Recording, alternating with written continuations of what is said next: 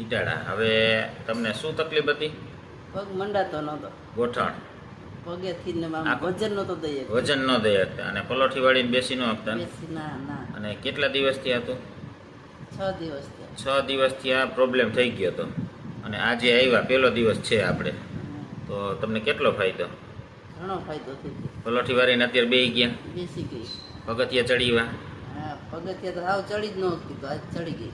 6 દિવસ 7 દિવસથી પગથિયા ચડ્યા જ નહોતા ને? ચડ્યા જ નહોતી. આજે પહેલા જ દિવસે એક્યુપ્રેશર પોઈન્ટ કરીને પગથિયા ચડી ગયા. ચડી ગઈ. 2 વખત ચડ્યા. હા. હવે બીજાને શું કહેવા માંગો? બીજાને સારું એમ માટે.